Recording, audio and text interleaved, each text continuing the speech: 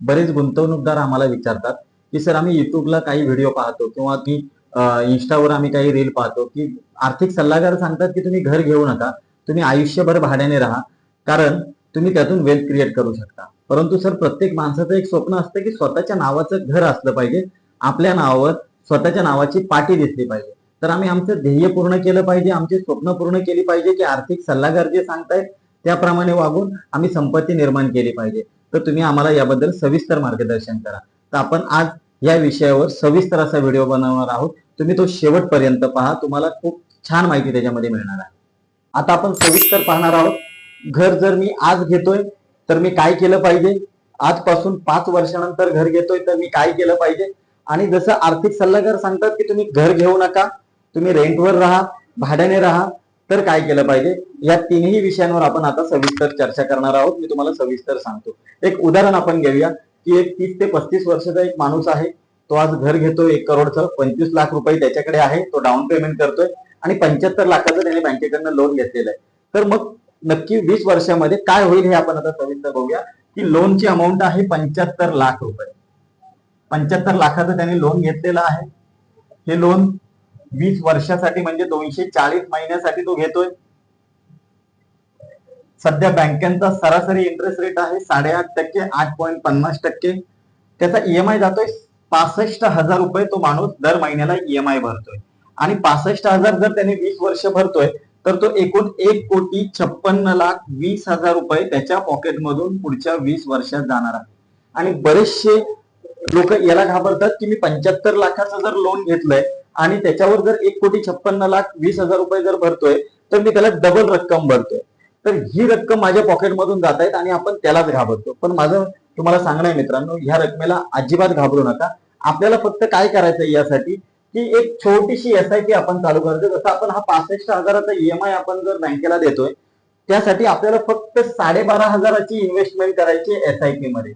12,500 रुपये जर आपण 12 महिने आणि 20 वर्ष जर करतोय तर आपल्या पॉकेटमधून इथे किती जाणार आहे, तर इथे जाणार आहे 30 लाख रुपये.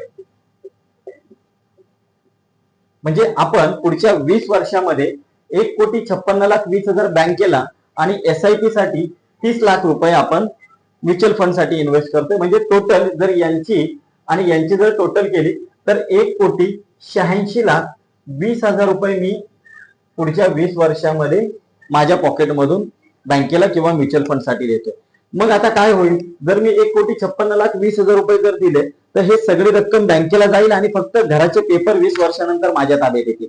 पण जर मी एक छोटीशी इन्व्हेस्टमेंट जर एसआयपी मध्ये करतोय, 12,500 रुपये जर मी प्रत्येक महिन्याला एसआयपी करतोय 20 वर्षासाठी, तर 30 लाख रुपयाची माझी गुंतवणूक होते. आणि 1,56,000 अधिक हे 30 लाख रुपये, जर 1,56,20,000 अधिक 30 लाख रुपये जर मी गुंतवणूक करतोय तर माझी टोटल इन्व्हेस्टमेंट होते 1,86,20,000 रुपये. आता या रकमेचं आपल्याला काय मॅजिक आहे आपण जर बघितलं तर 12,500 रुपये जर आपण 15% म्युच्युअल फंड मध्ये इन्व्हेस्टमेंट केलेले आहे तर 15 वर्षानंतर ज्या दिवशी तुमचा शेवटचा लोनचा ईएमआय तुम्ही पे कराल आणि म्युच्युअल फंड मधून जर आपण विड्रॉल करतोय 20 वर्षानंतर, तर तुम्हाला 1,89,00,000 रुपये म्युच्युअल फंड तुम्हाला रिटर्न देत आहे. म्हणजे इथे आपल्याला होतंय काय की आपण जे 1,86,20,000 जे भरलेले आहेत ते आपल्याला म्युच्युअल फंडनी सगळीचे सगळी रक्कम पूर्ण केलेली आहे. तर आपण जर लोन घेताय तर घाबरू नका. लोन 20 वर्षासाठी घ्या. 8.5% जरी तुमचा इंटरेस्ट रेट असला तरी घाबरू नका. 65,000 मात्र तुम्ही पुढचे 20 वर्ष दर महिन्याला भरायला सुरुवात करा. हा झाला एक पार्ट. आता आपण दुसऱ्या पार्टकडे येऊया. आता विषय दुसरा आहे की बरेच जण आमचे तरुण मित्र सांगतात की सर मला घर घ्यायचं आहे, माझी लोन कॅपॅसिटी आहे परंतु माझ्याकडे डाऊन पेमेंट नाहीये, तर मी काय केलं पाहिजे. तर आपण थोडंसं जर थांबलं तर एक चांगलं डाऊन पेमेंट आपण तयार करू शकतो आणि त्यातून आपण आपल्याला जसं पाहिजे तसं आपण घर घेऊ शकतो. त्याचं एक छोटंसं उदाहरण घेऊया. मगाशी आपण जे उदाहरण घेतलं की जर तुम्ही आज 75 लाखाचा लोन घेतलं तर 65,000 रुपये तुम्हाला ईएमआय येतो. तर आज आपल्याकडे लोन कॅपॅसिटी आहे परंतु डाऊन पेमेंट नाही. मग आपण काय करूया, तर आपण 65,000 जे आपण लोन मध्ये ईएमआय मध्ये भरणार आहोत त्यापेक्षा आपण त्याची जर एसआयपी चालू केली तर काय होईल. जर आपण एसआयपी चालू करतोय 65,000ची, जर आपण एसआयपी चालू करतोय 12 महिने पुढची 5 वर्ष जर आपण हे चालू केलं तर 65,000 12 महिने जर 5 वर्षासाठी आपण इन्व्हेस्ट करतोय तर आपली इन्व्हेस्टमेंट होते 39 लाख, 39 लाखाची आपली इन्व्हेस्टमेंट होते, बरोबर.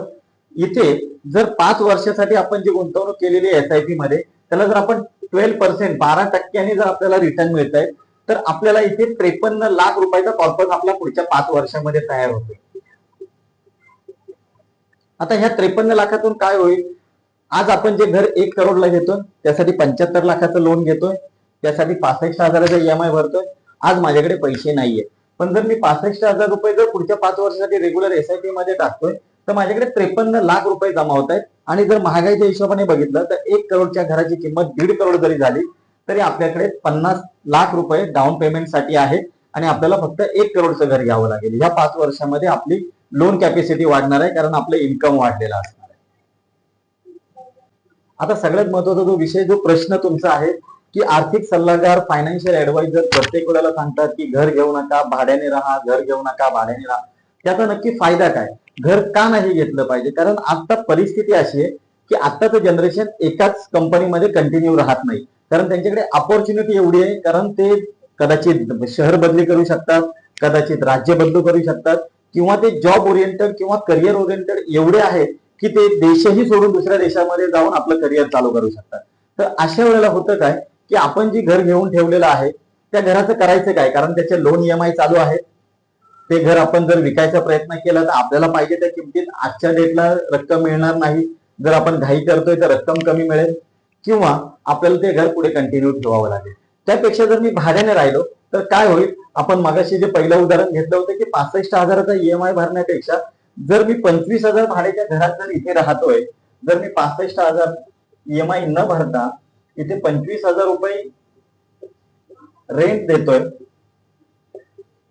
आणि 40,000 रुपये जर मी एसआयपी मध्ये गुंतवणूक करतोय पुढच्या 20 वर्षासाठी, तर इथे खरी गंमत काय होईल बघा की 20 वर्ष आपण 40,000 रुपये जर गुंतवणूक करतोय तर आपली गुंतवणूक होते 96 लाख रुपये, 96 लाख रुपये. इथे आपण घराचं भाडं तर रेग्युलर भरतोय, बरोबर, आणि उरलेली रक्कम आपण म्युच्युअल फंड मध्ये टाकतोय, तर आपले 96 लाख रुपयाची गुंतवणूक होते. ह्या 96 लाखाला 15% जर आपण रिटर्न पकडतोय तर आपल्याकडे पुढच्या 20 वर्षामध्ये आपल्याला विश्वास बसणार नाही एवढी रक्कम म्युच्युअल फंड आपल्याला तयार करून देईल. आपल्याला तयार होतील 6,06,00,000 रुपये म्युच्युअल फंड पुढच्या 20 वर्षामध्ये आपले तयार होत आहेत.